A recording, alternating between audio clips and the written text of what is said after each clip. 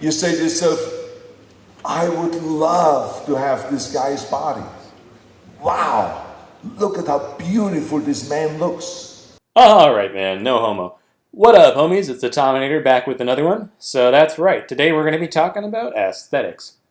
And this video, I have to admit, was completely unplanned. It actually came about when I was compiling a list of the top 20 most aesthetic bodybuilders of all time, which I will be releasing very soon, by the way, probably sometime within the next week, so stay tuned for that. But anyway, I realized that when we talk about aesthetics and what makes an aesthetic bodybuilder, there's really several different categories or archetypes that these guys fall into. Now, I've never heard of or read about this anywhere else before, so as far as I'm aware, this is basically something I just made up in order to better compare these different types of physiques. And I felt like this topic really warrants its own video because I didn't want that top 20 most aesthetic video getting too long and drawn out. But enough introduction, let's get right into it. So, the first archetype is what I'm calling the natural. Not to be confused with the more common expression natties, because these guys are definitely not drug-free, okay? No, what I mean by natural is that these are guys like Serge Nubret, who can essentially just stand there and look good. In other words, they pull off the whole aesthetic thing without even really trying. Another great example of this is Sergio Oliva, a man who was blessed with such incredible proportions and muscularity, he looked aesthetic hitting mandatory poses like the front double bicep. I mean, other than his signature victory pose, he didn't really put a whole lot of effort into the posing side of things, yet many would still consider him to be one of the most aesthetic bodybuilders of all time. Another example would be Brian Buchanan, with his mind-boggling V-taper and ridiculous proportions, with each of his arms appearing to be almost the same size as his waist. So, the hallmarks of the natural are really the roundness to the muscle bellies, tiny waist and joints, and excellent overall shape and symmetry. So, it's no surprise that a guy nicknamed the Sultan of Symmetry, aka Flex Wheeler, obviously epitomizes all these attributes. Robbie Robinson back in the day was another guy who fit this mold to a T, with his phenomenal peaked biceps and wide flaring lats cinching into that narrow waistline. In terms of more modern bodybuilders, though, guys like Lionel Bayecki, pictured here, and also Brandon Curry and Sean Roden come to mind. Honestly, if Phil Heath had been born a decade or two earlier, he'd no doubt be included here as well, because he's got that roundness factor in spades. But unfortunately, his aesthetics have kind of depreciated as his career has gone on, due to all the extra mass he's packed onto his limited frame, which kind of threw off his lines, not to mention his midsection. Alright though, moving on. So, the next category is the poser. Frank Zane is really the epitome of this, as he was renowned for all of his aesthetic and iconic poses. And the guys in this category, generally speaking, aren't as genetically gifted as the naturals, in that they don't have the same sort of fullness to their muscles, and they may not have that ideal structure or the muscle insertions, but whatever qualities they lack in terms of the physique, they make up for with exquisite and graceful posing. These guys, such as Ed Corney, are masters of presentation and tend to be the best classical posers in history. Lee Labrada is another perfect example. I've likened him before to the second coming of Frank Zane because, minus the vacuum, he hits a lot of the exact same poses, and his physique is very reminiscent to me of a shorter, stockier, and slightly more muscular version of Zane. Bob Paris would also fall into this category. And just like Labrada, he follows in the footsteps of another aesthetic legend, as Paris was once hailed as the second coming of Steve Reeves. And you can see why with that tall, lean, athletic build and the cover model good looks. Frances Benfato also had that male model image going for him, and he could hit a variety of aesthetic shots like this one seen here. And Mohamed Makawi, with his streamlined physique and artistic posing, is yet another prime example of the poser archetype. Next up, we have the hybrid. The guys in this category, like Schwarzenegger, are basically a blend between the first two archetypes.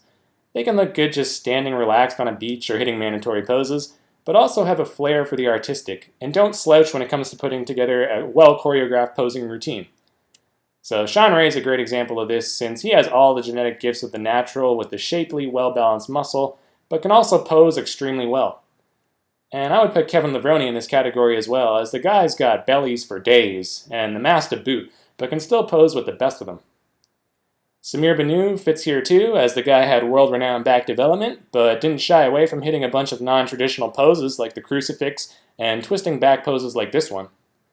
Ditto for Lee Haney, one of the largest bodybuilders to ever hit a vacuum, and a guy who really wasn't lacking any body parts, and had one of the best V-tapers in history.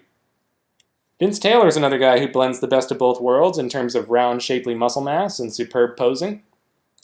So originally I thought that these three categories were good enough, but then I realized there needed to be one more. And this is the archetype I deemed the pioneer. These are guys from the 50s and 60s and even earlier who really paved the way for bodybuilding as we know it. The poster boy for this archetype is, of course, the legendary Steve Reeves. And the reason I decided to create this brand new category for all these really old school bodybuilders is pretty simple, actually. And not trying to offend anyone here, but that's basically because these guys didn't possess the level of conditioning and especially mass that you would normally associate with a bodybuilder. So aside from Reeves, we're talking people like Reg Park, Arnold's idol. Larry Scott, the original Mr. Olympia, I would also place in this category.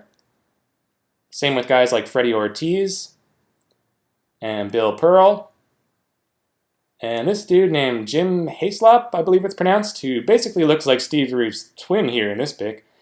So there's a bunch of really old school guys you could throw in here, pretty much anybody who predated Sergio Oliva, in fact. Because forget about Dorian Yates in 1993 for a second. Oliva was the original mass monster who really changed the game and forced everybody else to get huge.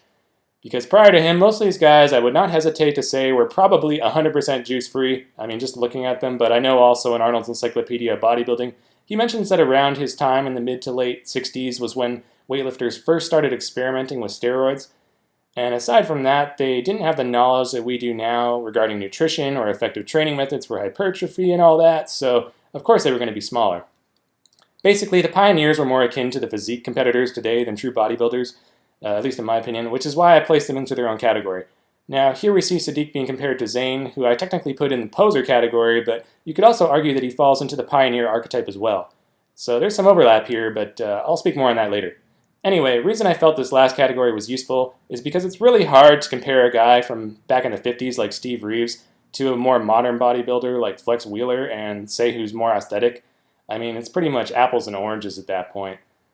So at the end of the day, it's still very subjective, and it mostly all boils down to personal preference. But at least with these different categories, you can begin to identify which type of aesthetic bodybuilder you gravitate towards and value the most. For me personally, it's the naturals and hybrids all day, because I prefer to see that round, comic book type muscle over the leaner, more statuesque posers and pioneers. So that's the video. Let me know what you guys think, and please feel free to leave a like and subscribe for more if you agree with this idea of categorizing the concept of bodybuilding aesthetics. Because I feel like it's too much of an umbrella term, and everybody kind of has their own idea about what it means to be aesthetic. So breaking it down a little bit more like this could be helpful, that's all I'm saying. Also, if there's any bodybuilders who you're wondering what archetype they belong to, just ask in the comments below and I'll try to answer you. Obviously, as I mentioned before, there's a fair amount of overlap here, and you could make an argument that certain guys should be placed in a different category, or could fall into more than one category for that matter. It's kind of a spectrum, not really discrete groupings. But anyway, thanks for watching everyone, hope you enjoyed. Like I said, I'll be dropping that video of the most aesthetic bodybuilders of all time in the near future, so watch out for that one, it's going to be good. Until next time guys, I'm the Tominator signing out, and I'll be back.